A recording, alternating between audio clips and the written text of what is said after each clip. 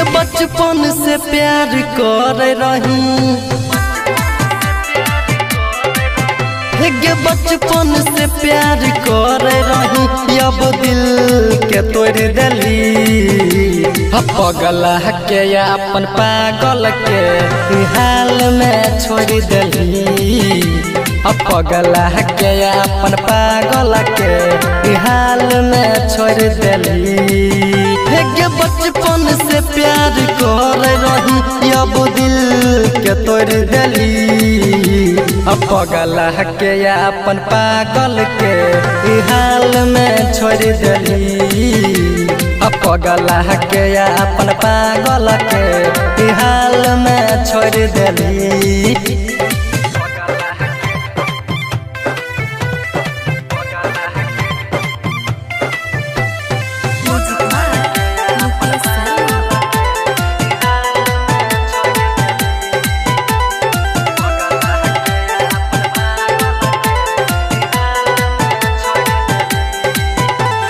गरीब समझ के हमारा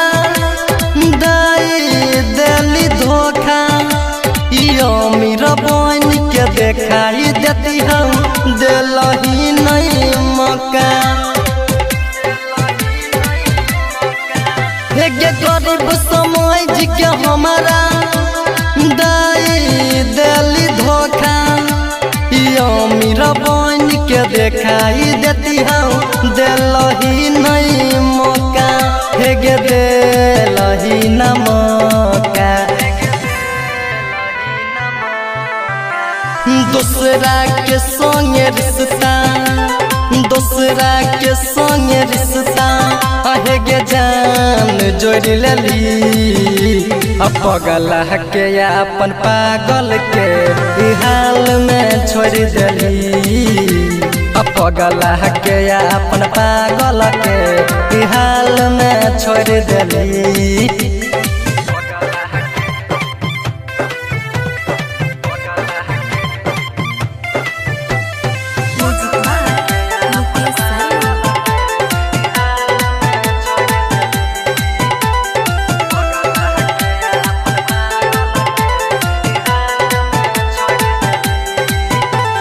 गोपाल अमित के रानी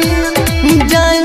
के तुम आइली बाधा जे करने रही पगली ओकर नहीं गेनी भैली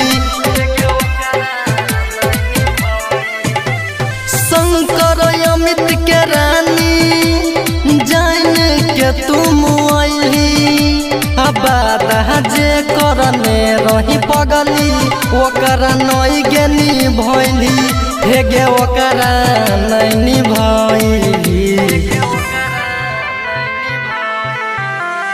गुरु कुमार के बाबू गुरु कुमार के बाबू दिलवा में दर्द दिली